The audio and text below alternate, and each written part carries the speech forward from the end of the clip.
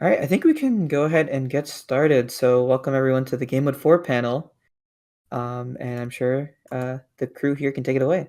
Thank you, RX. Welcome to the panel. Before we introduce ourselves, we want to motivate this talk a bit. And for that, we brought some, I will call it evidence. And we'll all have to imagine it's 2019, summer. You're playing Minecraft, right? You have your little flower field set up. You think to yourself, oh, I don't have enough invertebrates to care for. So you head over to Gamemode 4's website, our website, and you find our bees module, right? You can set up a beehive, care for your bees, and you're a happy little beekeeper. But then it turns to September 2019, and well, this happened. It was certainly just a coincidence, we are sure. No way they could have just get inspired by our bees and then make their own bees that quickly. So let's just overlook that. Imagine it's a bit later in the year. It's August 2022. You're setting up a cake farm and you have all these cake ingredients, but you're annoyed by the fact that you have to craft it yourself, right? That's really annoying. So you once again head over to Gamemode 4's website and you find that Gamemode 4 has this thing called an autocrafter. It's like this neat little multi-block that you put items into and it crafts whatever you want to craft for you, right? So once again, you wait a bit and yeah, I don't know if I should comment on this. That was a bit awkward, to put it that way. And with that motivation, we're gonna get started on our talk. Special, take it away. All right, hello everyone. Welcome to our Smith Summit talk, which we've titled "Why Mojang Keeps Stealing Our Ideas: Designing Data Packs for Survival." We are Gamemode 4. We have been doing data packs for we've been doing Minecraft creations for 10 years now, starting with data packs as soon as they came out, sooner than the 10 years. With our speakers today are Bloo, who you just heard talk. Bloo, give a little waggle of your microphone. Hi, so we can. That's me. See ya. I'm Special. I'm over here on this side, and then we have BPR as our third speaker today. Hello. So we're three of the lead developers on the Gamemode 4 project, and our kind of mission statement, what we strive to excel in, is making data packs for survival Minecraft. Making features that fit really well into the already established kind of system of vanilla Minecraft and all the mechanics that there are to explore. We have over 80 different data packs that we've currently have that kind of fit into this idea. Some of them do things like wearing down grass when you walk over it to make natural paths. We have one that does makes rope ladders that you can like deploy from the top of a ravine, so you don't have to like swim down a waterfall, which feels a little more thematic. We have one that makes it so when you reel in fish when you're fishing, it doesn't give you just the fish item. It actually gives the live flopping fish, which is kind of fun because you get smacked in the face with a fish, and then you have to go pick it up somewhere. And then we also have some more involved data packs that add a lot more kind of features to the game. We've got one that expands on the potion brewing system using kind of a cauldron-like mechanic. And we have another, for example, another one that lets you kind of dig tunnels with automated minecarts. So again, in all these, we very much are aiming to do an expansion of the vanilla mechanics, but in a way that feels very much like Mojang might have done themselves. So obviously, we don't actually think that Mojang is stealing our ideas. That's a little bit silly, but it has happened enough times to kind of something that we made, and then a couple months or years later, it ends up actually in the game, that it's become a little bit of a running joke for us when something ends up in the game, and we're like, oh, there it is again. But we also think that this kind of trend of features that we've made also being very similar to something that Mojang ends up doing later is probably really good news for us. It means that we're probably succeeding in our goal of making data packs and adding features to the game that feel very vanilla, since it seems that Mojang seems to think that those features are very vanilla and actually add them to vanilla. So for our panel talk today, we're going to kind of go through some examples and some case studies and talk through what our design principles are for how we make our data packs, how we make our features and design our content so that it fits well into survival. And hopefully, if this is something that you're interested in doing for your own creations and your own data packs, trying to integrate into a very survival-friendly environment, that you might be able to take some of these suggestions or guiding principles and use them in your stuff. Okay, and with that, I will take over again, and we'll look a bit closer at that example I just named there, and that is our B module. So we gotta take ourselves back a bit to 2019. This was in 1.14, and we started working on a B module. And what I want to do here is I want to show you the similarities between our way of doing bees and Mojang's way of doing bees, whilst they are nowadays, if you look at where bees in Minecraft are today, are quite different. The start of both was quite similar. And we think there's a reason for that. As Special mentioned, it's probably because that's how Mojang thinks it's best to integrate stuff into the already existing game with all the existing mechanics that a new mechanic needs to tie into. So let's look back at our bees back then. It was June 2019 when a friend of ours, another developer on the Gamemode 4 team, Sparks, decided or pitched the idea to do bees because a relative of Sparks is a beekeeper. So we came together, we did a couple of development streams where we basically brainstormed and figured out how to do bees. The first idea was, of course, the honey needs to be consumable. We need honeycombs, right? Because some sort of realism needs to be in there. So you need to get the honey out of the honeycombs. The bees need flowers. So we need some algorithm for the bees to find flowers and for the bees to judge whether there are enough flowers or not enough flowers. And then lastly, and this was very much one of the inspirations, Mojang had just added campfires to the game. And as some of you might know from today's Minecraft, campfires in the game, well, smoke calms down bees. So these campfires were a big inspiration for us. And we're also supported in our module. So in our module, you could smoke the bees using campfires to calm them down when harvesting. You could harvest your honey and eat your honey. There were honey bowls and honeycombs, which were two different tech tiers, so to say, with bees. And there was this flower mechanic. Comparing that to Mojang's bees, which happened just a couple of months later, it's almost comedic. You can also see that Mojang also had this idea of consumable honey. In a way, a food is the easiest way to get something into the game. We'll discuss later whether a food is actually an effective way to get something into the game. They also had these honeycombs and the bees at the start. So we're talking about the August 2019 state of bees. At the start, the bees were just there to get those honeycombs, to give you honey and to get flowers, and you could calm them with campfires. The bees didn't do much more than that and felt a bit out of place, in my opinion. But that was the state back then. And to also give you a bit of more evidence, we uploaded a video of Ambrosia when we published it, and our commenters seemed to agree that that was a bit awkward, 1.15 with the bees coming out. Sadly, we had to then drop that, and Ambrosia got discontinued. But that's just one of these examples, and I'll hand it over to Deeps for another one. Yeah. So moving on, in 2022, we made this auto crafting module. We originally had a custom crafter, as many data packs do, and we realized that players were not liking crafting things manually. So our solution was auto crafting, and we wanted it to be very streamlined for the users to use it. So we came up with a system where the player sets the recipe shape, not the specific recipe, just the shape.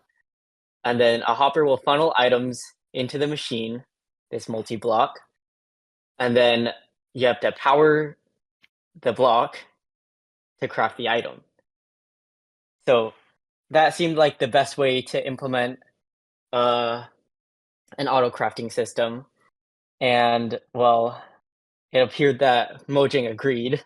They had a single block coming out about a year later in Minecraft Live, where, well, the player sets the recipe, hoppers are funneled into it, and you have to power it to activate crafting. So this was really a shocker when we saw this, because in the basic design principles, these are very, very similar. And obviously, we don't think that Mojang saw our module and then decided to copy it one for one. It's clearly not that, but it's just interesting to see how similar these modules were. Obviously, ours was a multi-block since due to data pack limitations, we couldn't fit all of the functionality into one block without it being too complex data pack wise. But yeah, so that's just another example of our similarities. And then if you think just two examples, maybe that's a little pushing it, but if you remember these three, chorus fruit, deepening snow, and mushroom blocks. So these are all things Mojang added somewhat recently, chorus fruit, and then the snow accumulation, and then the fact that you can get the different types of mushroom blocks. But actually, Gamemode 4 made modules for these too. So we had Ninja Smoke Balls, which when you placed fire charges down, it would teleport you in a certain distance. And then we had Deepening Snow, which uses this very interesting, if you look at the middle picture there, very interesting command block contraption to detect when it was snowing, increase the snow height.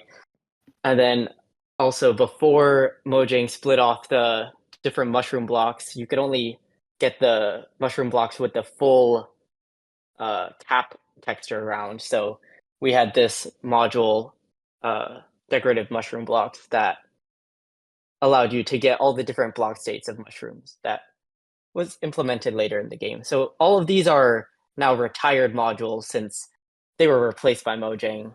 And yeah, I'll pass it on to Special for the next few. So even some more. We have some more kind of recent. I say recent because the end is not that recent, but squids kind of more recently now when you attack them, they release a kind of ink particle, kind of like real squids in their defense mechanism. Being able to respawn the Ender Dragon for a long time was like a thing that felt like it was missing from the game before Mojang added their End Crystal revamp when they did the end again. And then also being able to like disenchant tools. So if you have like an old tool that's running out or a tool that has a bad enchant, being able to take that off was not something you could do for a while. Which are these are also things that we had implemented in our kind of module thing. We had an ink spitting squid as a data pack that released it, or not a data pack at the time, but as a command block contraption that released in 2014. So when you hit a squid, it kind of gives you blindness and some particles that make it feel like they're actually acting more like squids. And then we had a dragon egg hatching module that came out in January of 2015, which is actually only 6 months ahead of when Mojang decided to finally allow you to resummon and refight the Ender Dragon in vanilla Minecraft in July of 2015. And then we have this enchantment extractor machine that lets you kind of remove the enchantments from tools either at their end of life so you can try to reuse them or so you can enchant them again. And that's very similar to the grindstone that Mojang added in 2018 or so. So kind of looking at all of these examples of data packs and features that kind of made their way into the actual vanilla game, we've kind of gone through our big catalog of features, looked at what features actually kind of end up getting quote unquote stolen by Mojang over the years, what features we think are the most kind of well implemented by us, the data packs and modules we're most proud of, the ones that we think are the most fun to play with. And so we've kind of tried to distill our this like process that we go through when we make these data packs and modules down into these 4 kind of key guidelines or suggestions that we kind of want to go over and hopefully will be useful to you if you're doing this similar kind of very heavily integrated into survival, trying to feel as much like the base game as possible kind of design space. Yeah, starting with that, our first principle that we've kind of distilled out of to feel as much as possible like the base game, so much even though that you become the base game eventually, is using vanilla's hidden potential. Whenever you create some sort of feature for survival Minecraft, you want to add something new to the survival experience, you need to hook that into that system somehow. So it needs to be linked in there. You can't have it exist in a vacuum. You need to find a point in the vanilla game that seems at least underutilized. So we call this the hidden potential of vanilla, because there are things in the game. For example, if you look at Dragon Egg Hatching, our really old module, it wasn't done too well, to be honest, but it was a thing. We looked at Dragon Egg and thought, there's this egg, it doesn't really do anything. It's a nice trophy, but it doesn't do anything. We can add on to that. So that's something we hooked into and then expanded from there. There are other examples in the Gamemode 4 module catalog, so to say, but you have to find this hooking point. Without such a point to hook into, whatever you make will never really work as a survival thing. It will be fun and creative, but having a hooking point like this is essential.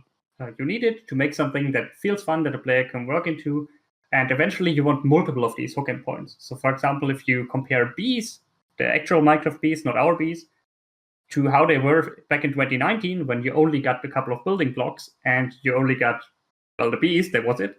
They felt a bit out of place. But by now, Mojang has integrated the bees into vanilla by using multiple of these hidden potential hooking points. For example, you can get light sources, right? You can now not only get the building blocks, but you can also let the bees technically pollinate your crops. So these are these hidden potentials that you need to find and scout out before you start developing. And with that, Deeps, take it on. So our second design principle was basically focus more on expanding the tech tree horizontally instead of vertically. So what this means is adding new content without making existing content redundant or overly different. So we found the best way to integrate new to basically take something that doesn't exist yet in the game rather than changing something that does exist. Since to make something vanilla, if you overhaul something in our minds, that's kind of changing it in a way that Mojang didn't intend.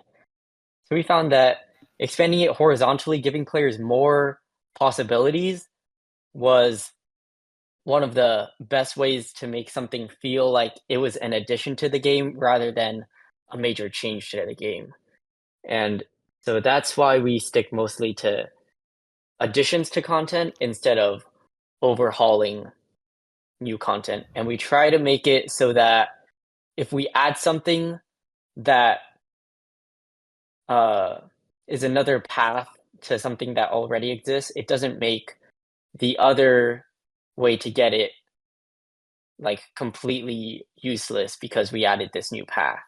Yeah, I'll pass it to Special. So our third kind of design point is letting the capabilities of data packs inform your design. We're anyone who's done this kind of data pack development in Minecraft is eternally struggling with the limitations of the system we're in. That's honestly, I think, one of the reasons it's so compelling to write it actually and makes it fun is because it's you have to kind of work around these limitations, and that can sometimes be really interesting. But data packs aren't the most capable platform out there to make content. We are constantly running into very inherent things with what we can do. Like, it's not easy to give the player motion. It's not easy to make a UI that looks good. Things like this. And we're also, as Gamemode 4, one of our kind of self-imposed design restrictions is we don't like to we have an optional resource pack, and so a lot of the features that a lot of data packers will rely on to make really compelling feature sets with great graphics, animations, stuff like that just isn't available because we want our data packs to also look good to someone who can't download the resource pack, or someone who's trying to host like a server for them and their friends, and it's kind of not easy to distribute resource packs a lot of the time.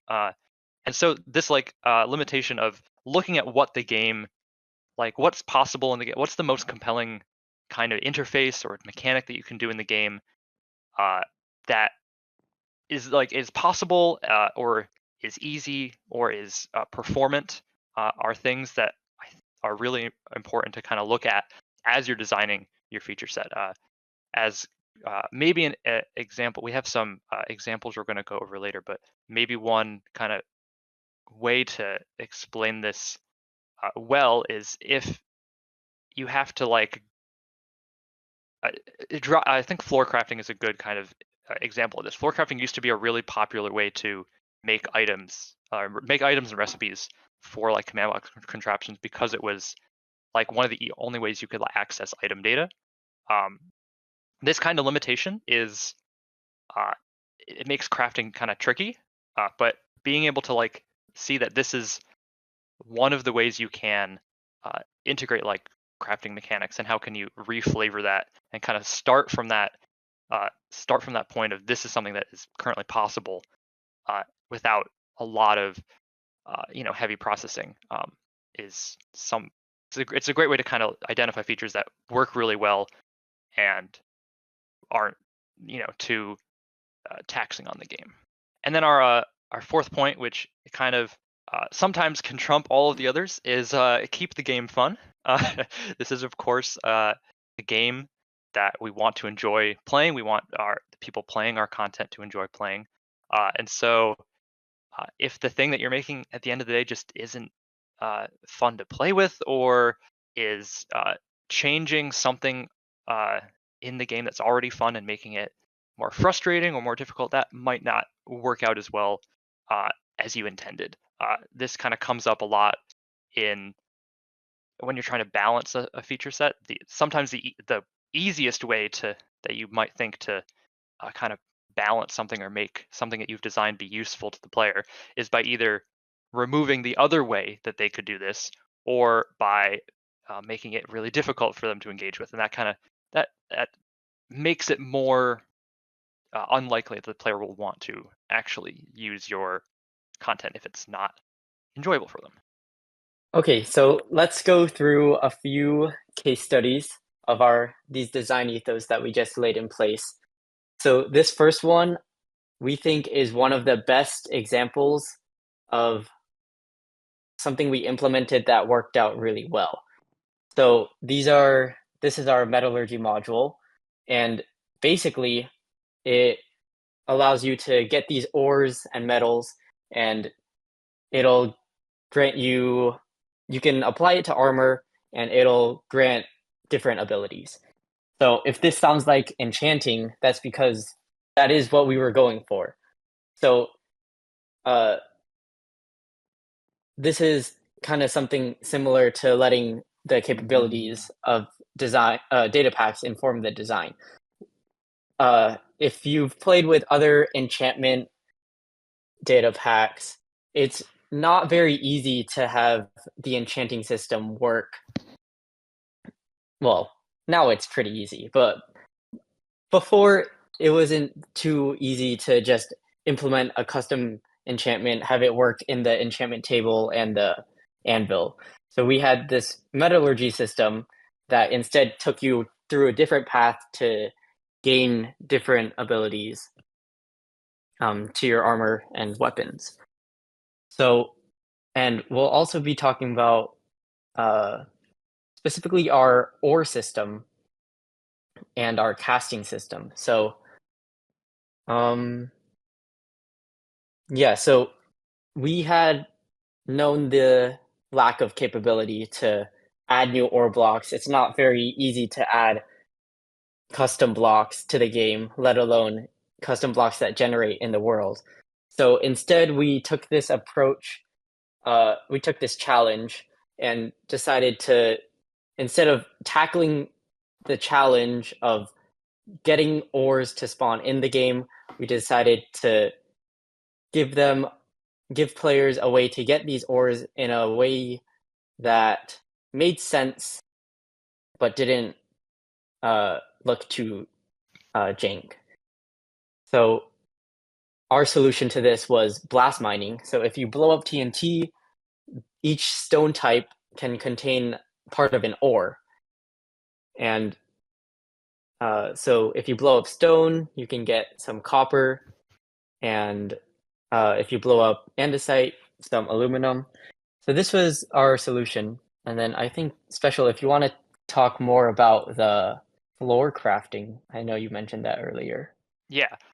So we this module started out back I think probably 5 years ago now. So this picture at the bottom you can see is back before data packs were really back when you could put all your commands in the reward of an advancement. That's what the tech of the day was. This massive command blocks is actually what was running metallurgy. So it already has a lot of processing in it, and so one of the ways that we kind of helped reduce the complexity for programming and stuff was by essentially reskinning the kind of popular floor crafting mechanic. So the way once you get these ore pieces from blowing up stone, the way you actually like craft it into the like enhancement that you put on your tools was this system where you have to basically make like a clay mold in the sand. It's very kind of similar to if you've ever seen like metal casting in real life, where you have like a mold that you put into the sand and then you pour metal into the gap left. That was kind of what we were going for.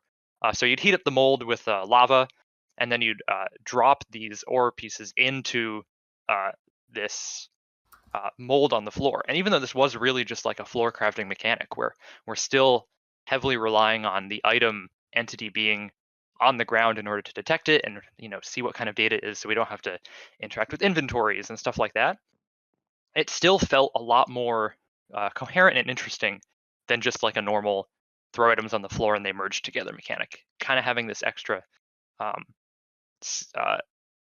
flavor and skin on it helped a lot. Similarly, when we apply the kind of modifier to a tool, that's this kind of image over here with the piston on an anvil.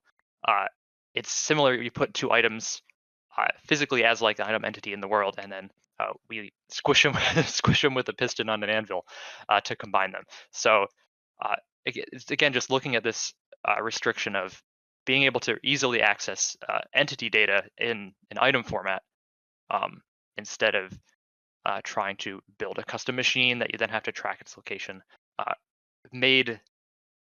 Reduce the complexity of an already really complex feature set, but in a way that still felt fun and interesting to the player.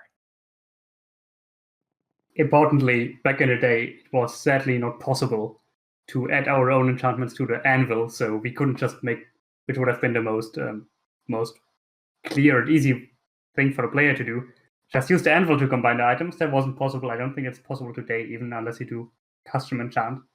But you can't just add anvil recipes.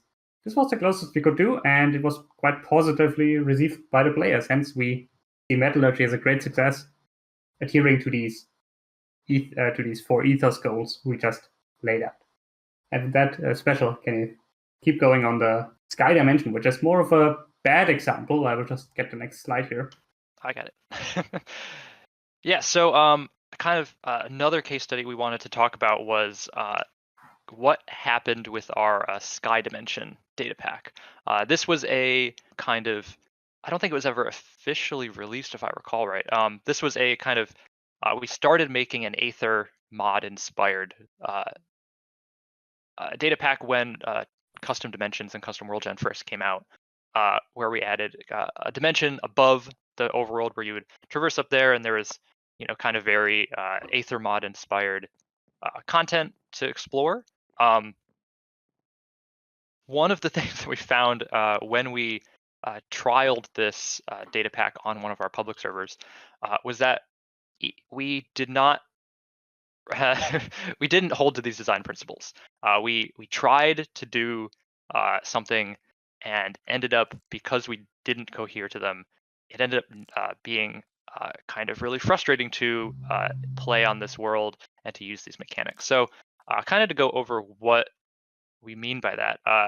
One of the things that we had identified when we were like, well, we're adding a new dimension, we want players to have a reason to go there. We want players to either want to go there, to want to build there, to want to build a house and live there for a little while. Because otherwise, we thought, and we're probably right in that it would just kind of be a set piece. It would be something interesting, but you would never go there because there's no reason to go there. There's other things more interesting to do in your time in normal vanilla. So what we tried to do to kind of redirect the player so they had a reason to go up to this sky dimension was we actually interrupted the normal tech tree of vanilla. So we made it so that we replaced the recipes for ender eyes and more importantly for netherite ingots to require a new component which we called stardust, which fell from the sky when you were in the sky dimension. The idea was we wanted players to go to the sky dimension, build a house, and then just kind of play in a new environment. And then just over time, the stardust would fall from the sky, they'd collect it, and eventually they'd have enough to do what they wanted, to craft the Eyes of Ender and to craft the netherite ingots they needed for their kind of next progression through the tech tree. We did this through a kind of interesting crafting system where we had there's this wandering trader. It was the Gilded Magesmith, which is kind of a take on the Wandering Trader, would sometimes fall down from the sky dimension to the overworld as a zombie, and you'd have to catch him and cure him, and then he would offer a couple of trades for getting to this netherite ingot using your stardust. The problem, as you might be suspecting at this point, is by interrupting the normal tech tree and normal flow of the game, we tried to expand the tech tree vertically here. It was not an option. If you wanted to get netherite, it was not optional to go to the sky dimension. You had to go there and you had to spend time there in order to get stardust. So this third picture of this giant water thing, what we found was players started just building AFK farms in the sky dimension where they would stand in the middle of this giant platform of water and just collect the stardust, and they would AFK there for hours just to get the stardust that they needed to make the netherite, and then they'd leave.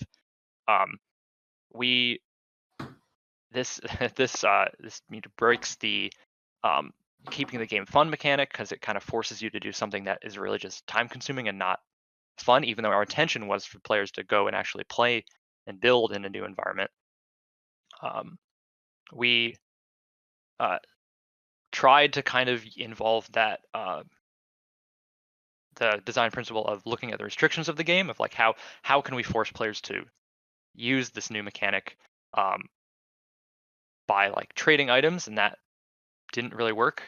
If we had maybe had a more interesting reason, like to go to the Aether, maybe an alternative way to get an Elytra, for example, might be an interesting way. So you could either go the normal route of the end, or you could go to the Aether. That might be a more compelling reason for players to have gone to this dimension. Some other, more positive reward than just saying you have to go here. It's required for the normal gameplay. Yeah, and with that we come to our last case study for today. And that is returning to our example from earlier. We're looking at Ambrosia again. So this is, just to recap, this is once again this bees module we had. And I want to take a quick point here, mentioning how Ambrosia actually pulled off something that the Sky Dimension or our Aether-inspired module totally failed to do. What I have not told you yet, but some people who have been around back then know, is that Ambrosia also broke the progression of the vanilla game. A lot of our modules don't do that, because as we just saw with our Sky Dimension, it's very dangerous to do that. You very easily make something that's just not fun and feels just like a burden. Ambrosia did it and pulled it off kind of okay, we think at least. What Ambrosia did is that it didn't only give you bees, but it also turned off natural regeneration on the world. If we had sound effects, I would now put like an evil dun sound effect here, but yeah, it sounds quite rough to turn that off just for bees, but it was a way to make honey relevant. We could have added honey just as a food, like Mojang did, basically. The problem is, like Mojang now added more stuff to the bees, so they're actually relevant. We also noticed just adding another food isn't really worth it. The Minecraft food system is not very interesting at all. It's just you get the first cooked food you have and make an infinite farm for it, and then that's that. You never have to interface with food again. So just adding a food doesn't make anything you add relevant. Not a good idea. But honey is just a food. We couldn't just make honey become a car or something. It's honey after all. So we decided Ambrosia turns off the natural regeneration in the world. So you have to actually get the regeneration effect to heal health. So the food system and the health system are completely decoupled as soon as you install Ambrosia. To counteract that, however, Ambrosia added 2 ways to get regeneration. For one, you could eat these honey bowls, which were very easy to obtain. These were very easy to obtain, and these honey bowls gave you some regen.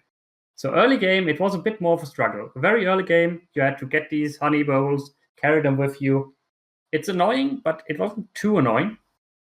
Then there was a second alternative tech way, which allowed you to get these bottles of honey, which could hold multiple sips, so you can drink 9 times out of them.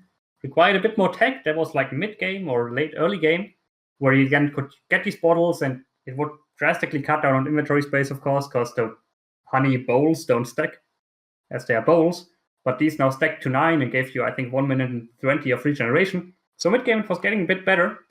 And then late game, and this is the important part, late game when players really get annoyed by like useless time grinds. So if you look back at Sky Dimension, late game when the players wanted to get netherite, they had to do the stupid time grind of going to the Aether and AFKing there. Here, in this system, late game, it doesn't matter, because late game you have beacons, and beacons give you regeneration. So therefore, Ambrosia didn't really matter that natural regen was turned off. Late game, you had your base with regen, and if you wanted to venture out, you brought a honey bottle. That was fine, or something else that gave you regen. And additionally, Ambrosia gave you another little golden nugget that you could use, and this to the left here. From these bees, you could also get beeswax. You got this after you got the honey out of your honeycomb. And this beeswax heavily rewarded the player for this extra effort. So this beeswax, you could do the smooshing thing we just saw from metallurgy, where you put something on an anvil and push the piston down. You could do that, and it would lower the repair cost, the maximum repair cost of an item, so you wouldn't have to pay as much in an anvil. That really gave players a reason to have bees. It gave them a nice side product they could use, and it gave the player something to even out the debuff of having to manage health and food now.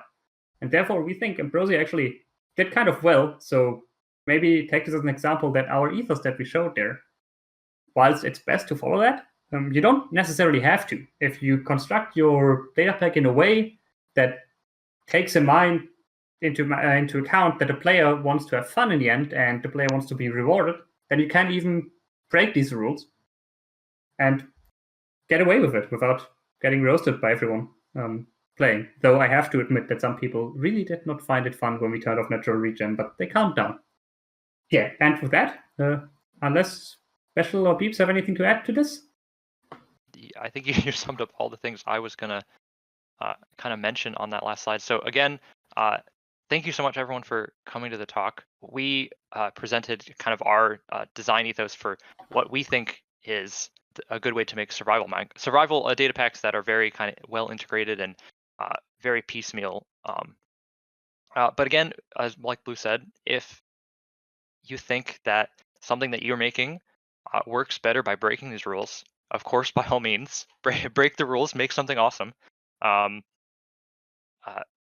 so kind of as a continuation of some of the stuff we were talking about here, the next panel up is the Creeper's Code panel. Creeper does very similar to us survival data pack that adds a lot of kind of very vanilla-like features. But he has I think a slightly different take on it in that it's all kind of one big data pack that interacts with itself a lot.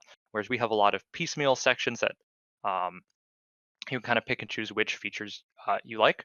And so Creeper is going to talk similarly kind of more on this topic. So we encourage you to go to his panel, which is coming up, I think it's next. So I think in like 1 hour. In 1 hour's time.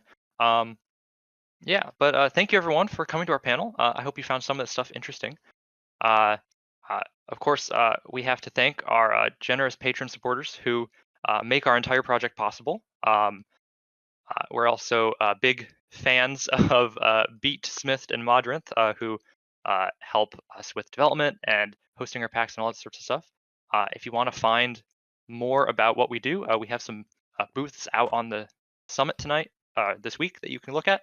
You can also find us at gm4.co.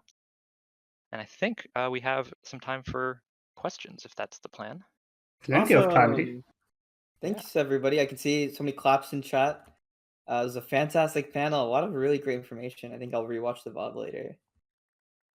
I've gone ahead and added some questions to the Google Doc that I've shared with you all. And I'll go ahead and start putting questions there. But as I'm watching all 3 chats, so please ask away all the questions you can have for Gamemode 4. All right. Yeah, I think the first question we have here is, where did the Gamemode 4? Because I've been with the project for more than 10 years now. It was not our brainchild. By our, I mean not Beep's, not Special's, not mine. Gamemode 4 was started in 2014, early 2014, very early 2014, by Sparks, who is nowadays into Bedrock map making. And at the start, no one expected Gamemode 4 to last this long, right?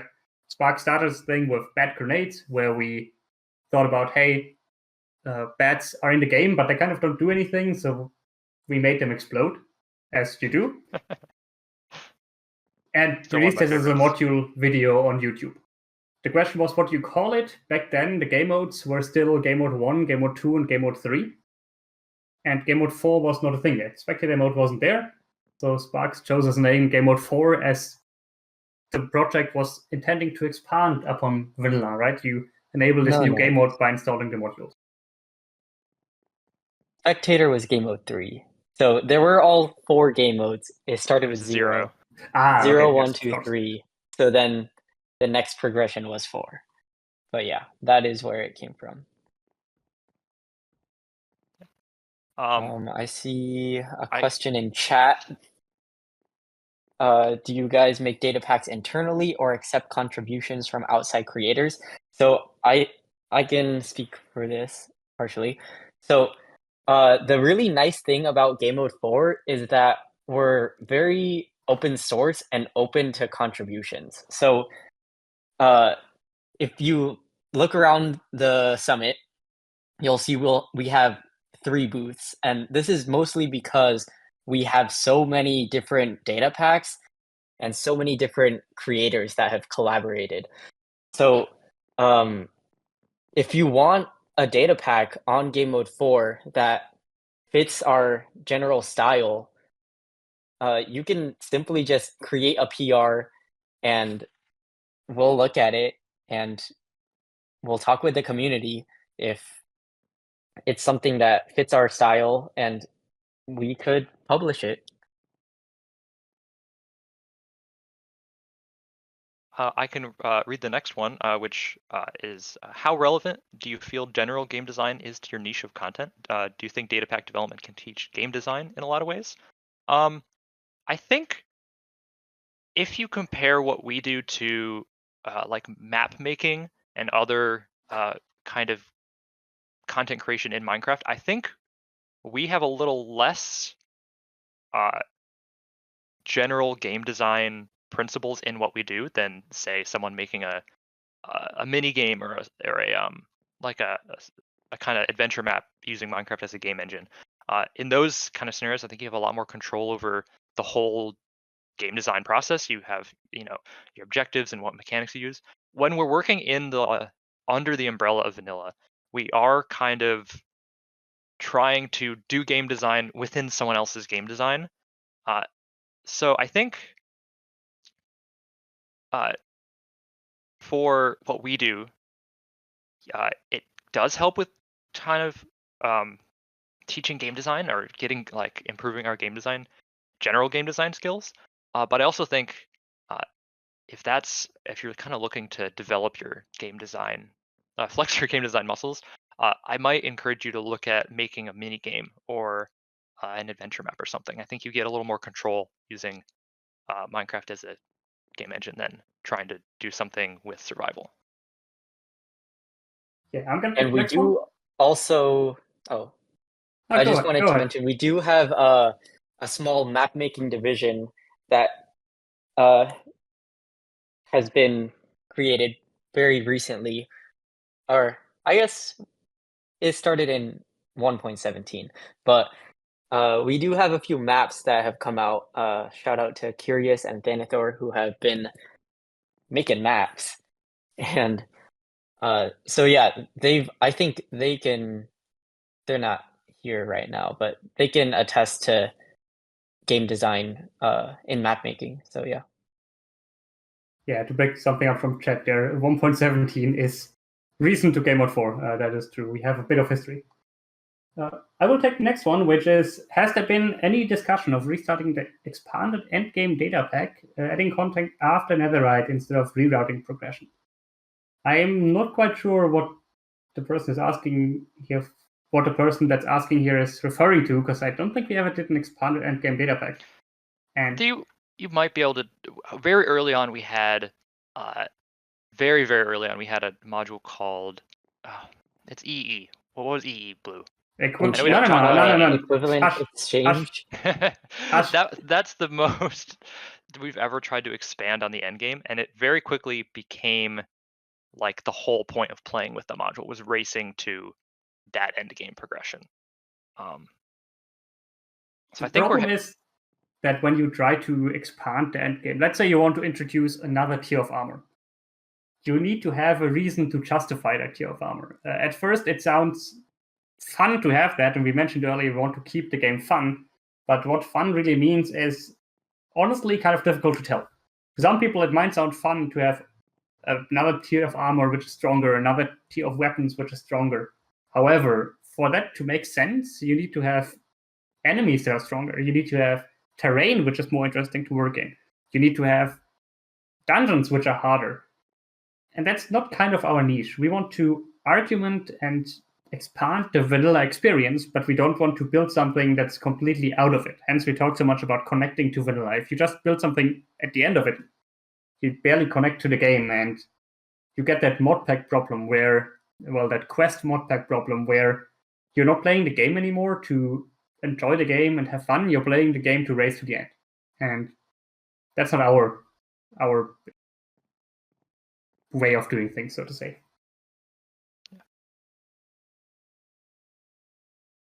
I would like to jump one question down the line to this one, which is what is each of our favorite modules to play, and which modular project are we personally most proud to have worked on? Blue, do you want to start with your Yeah, favorite? sure. I mean, I'm my favorite to play with. I don't think I can make a choice on that. There are so many. I've been with the project for so long. Metallurgy is definitely up there because it just adds so much to the game. There's so many things to do. If I really had to pick one, I would say tunnel bores. We have this module where you can, well, we have a series of modules which aim to make minecarts great again.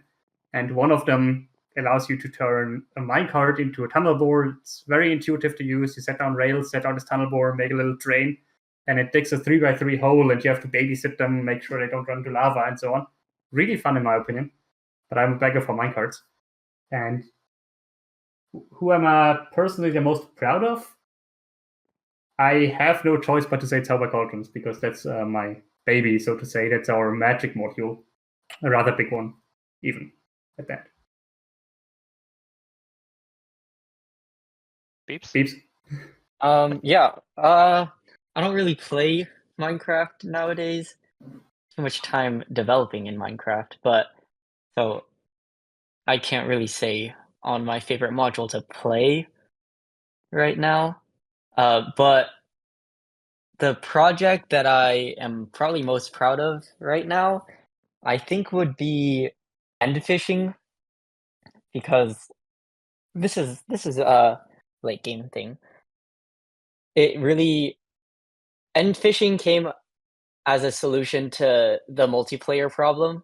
Since we host a public server, the only way to get like those endgame items, elytra, dragon heads, I guess, if you want those, is to explore the end and hope that all of the end loot hasn't been like taken already. So end fishing was a really nice way to give players another route that takes a little bit more time but is still pretty interesting. So I would say, yeah, and fishing. So I'll start with the module I was proud to have worked on. One of the early modules that got me really interested in Gamemode 4 and kind of is the reason why I wanted to join the project 7 years ago now. Man, I feel old. Is liquid tanks, which is kind of a solution to storing the many different types of like non-stackable liquid related items that the game has. So potions and buckets of water and lava and all this stuff. It was originally made by Sparks and I think Bloo, correct me, Spider? Yeah, Spider and me. Robot Man were the two original developers for this module. Back in command blocks, it was this massive eight click. If you remember command block 1 clicks, this was an 8 click install to put enough command blocks in to actually make it work. But I was really a fan of that. And when because it was so big, it hadn't really been updated in a while. So I kind of adopted the module and have been keeping it updated both in the new command blocks when we went to chain command blocks and then for data packs. So I think that's my kind of personal baby. My favorite module to play though, I think Blue, I might have to say Zobber Cauldrons is an absolute blast to play with. Thank you. It just hits all of the little corners of my brain that are like, oh, I'm playing with, potions and magic and stuff like that. Whose turn is it on the questions? Peeps? Or mine? I forgot. Let's go to you, Blue. Oh, we can just read one. Yeah, Blue, you read one. All right. Yeah, there's a simple one here. Do you take Mojang copying your ideas as a badge of honor? I would say so. As we mentioned earlier in the panel, we think it sounds like, we think it feels like Mojang agrees with what we do. Of course, they don't go through our modules and say, hey, we're gonna steal that. But it means the way we think about the game, the way we think vanilla is meant to be, the way we think we hook into the system the right way, is also the way Mojang does it. And that allows us to make this very immersive experience. And that's one of our design goals. Yeah. Okay, I can read the next question. If Mojang implements better asset loading, will Gamemode 4 ever attempt resource pack only modules? So this is something we've been trying to kind of work our way into resource pack required modules. So if you look around the summit, there's a lot of furniture. A lot of that furniture is actually some furniture for our work in progress module, our experimental module, furniture. So this one is resource pack required, and we're trying to test the waters, see if it's something we're interested in before trying to go all in on the resource pack stuff. Yeah, I think I to build on that a little bit, one of the kind of core I guess mission statements I mentioned briefly was that we wanted all of our data packs to be compatible with each other and compatible with other data packs as much as possible, and like easy for new players to get into, either to install very easily or things like that. So that's one of the reasons why we actually stuck with 1-clicks for so long, is because you don't need to know anything about your file system. You don't need to know anything about mods to install a 1-click. It's just you paste in a command block and push a button. Data packs delve a little bit away from that, but being able to just drag and drop a folder is okay, we think.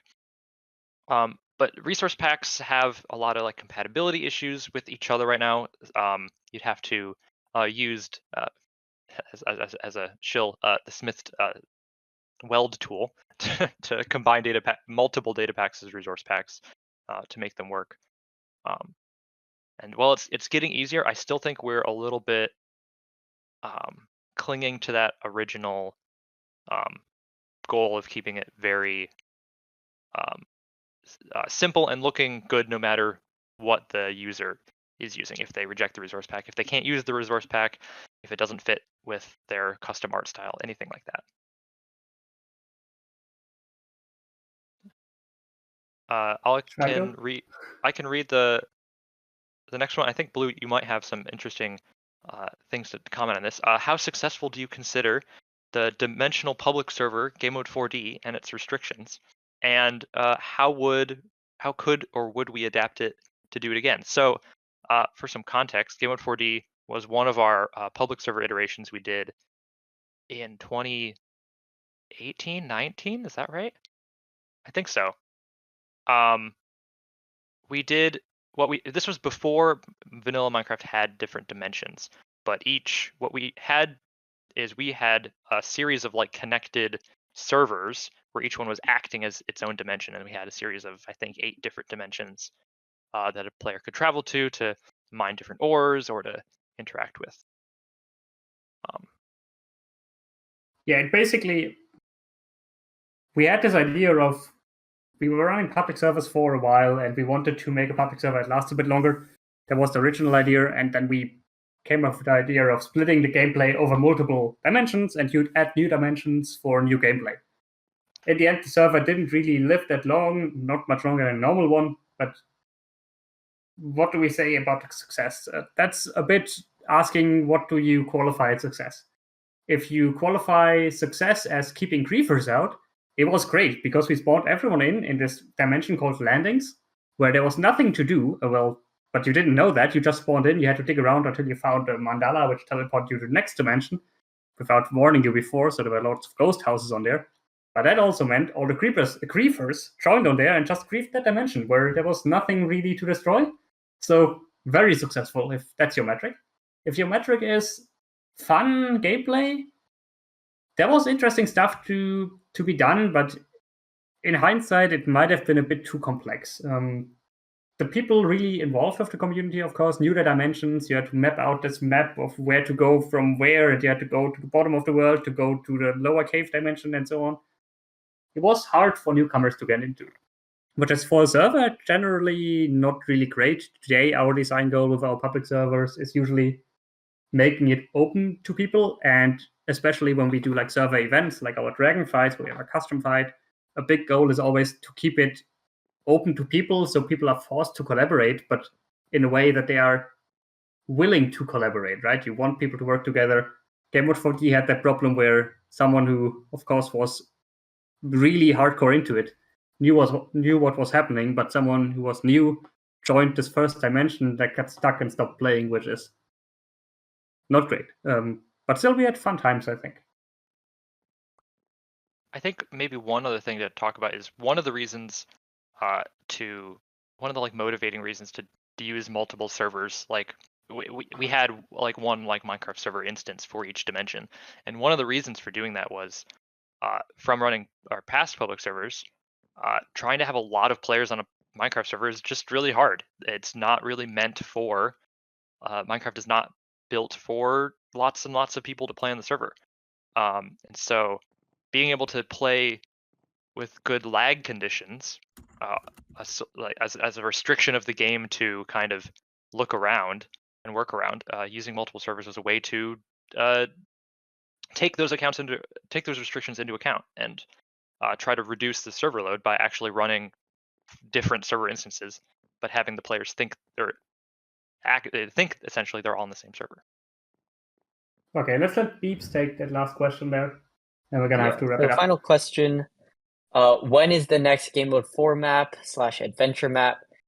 So if you head to our spawn booth, so the booth right outside of this stage, you can find our little guide NPC, and he'll give you a sneak peek of what's to come for Gamemode 4. Awesome. Well, thanks for the presenters, Gamemode 4 crew over here, for taking the time to tell us about vanilla content. And thanks everybody for joining in the audience. We really appreciate everyone coming here. A lot of great questions have been answered. So we have another panel coming up in an hour. We have a bit of maintenance that we're going to run through really quick. That's going to kick everybody off. And then we'll come back with the Creeper's Code, designing vanilla plus content in 1 hour. Thanks everybody, and we'll see you soon. Have a nice evening. Thanks, everyone.